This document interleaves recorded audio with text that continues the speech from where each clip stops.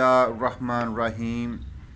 अस्सलाम वालेकुम friends, green carry channel में खुश आमदीद और मैं हूं आपका दोस्त राना।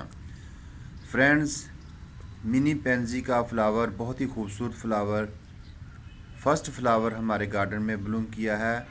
बहुत सारे पौधे हैं हमारे गार्डन में और इसकी बहुत सारी वैरायटी है, अलग अलग कलर के इसके फ्लावर हैं। ये पेंजी की छोटी वैरायटी है, मिनी वैरायटी है। गार्डन में बहुत सारे फूलों के साथ इनका होना भी बहुत ज़रूरी है। बड़े बड़े फूलों के साथ छोटे फूलों की अपनी ही ग्रेस है। तो दोस्तों, ये मैंने जो है थोड़ी सी लेट पनीरी लगाई थी, सीडलिंग की थी, तो माशाल्लाह ये अब पौधे काफ़ी सारे हेल्दी हैं और अब हम इनको नए पॉट्स में ट्रांसप्लांट करेंगे ताकि इन पौधों से हम ज़्यादा फूल हासिल करें और इनकी ग्रोथ जो है वो ज़्यादा अच्छे तरीके से हो।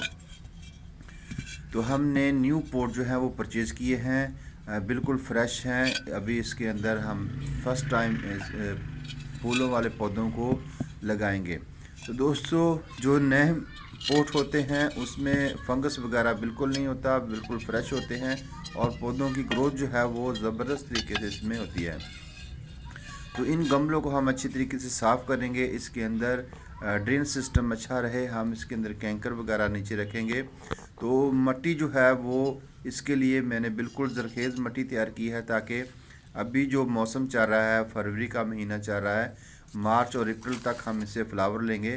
तो इसमें बालू मिट्टी जो है वो ज़्यादा यूज़ की है ताकि इसका ड्रेन सिस्टम ज़्यादा अच्छा बना रहे। इन पौधों को ज़्यादा पानी की ज़रूरत नहीं होती। ये अभी तकरीबन 1 से 1.5 इंच का पौधा है, तो मज़ीद ये 1 इंच जो है वो कद मज़ीद करेगा और उस पर ढेरों फ्लावर खिलने शुरू हो जाएंगे। जैसा कि शुरू में आपने देखा कि ये 2 इंच 2.5 इंच का पौधा है और उस पर फ्लावरिंग शुरू हो चुकी है। तो मज़ीद जो है मेरे पास ये 5 कलर हैं, तो हम इसको पहले डिवाइड करेंगे ताकि इनकी रूट जो हैं वो डिस्टर्ब ना हो। तो इस तरह हम इस गमले से तमाम मिट्टी को निकालेंगे ताकि इनकी रूट्स को डैमेज किए बगैर हम इसको रिपोर्ट करें। तो दोस्तों देखें, पौधा छोटा है लेकिन इसकी रूट्स बहुत अच्छी हैं, बहुत हेल्दी हैं।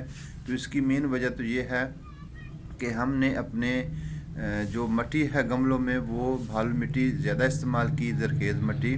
तो ज़रखेज़ी जो है मिट्टी में ज़्यादा होना बहुत ही ज़रूरी है। तो अब हम इसको नरम हाथ से जो है इसको गमलों में शिफ्ट करेंगे। 1 या 2 पौधे इसमें लगाने की कोशिश करेंगे ताकि हमारे जो गमलों में ज़्यादा फूल खिले और इसकी ग्रोथ भी अच्छी रहे। तो ट्रांसप्लांट करने के बाद अब हम इसको पानी देंगे।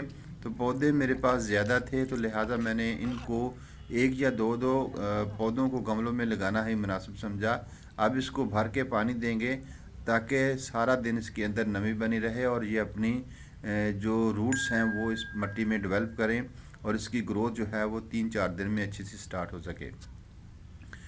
तो दोस्तों, अब हम इसको 2 दिन शेडी एरिया में रखेंगे, डायरेक्ट सनलाइट में नहीं रखेंगे ताकि इनकी जो ग्रोथ है वो प्रॉपर तरीके से स्टार्ट हो सके।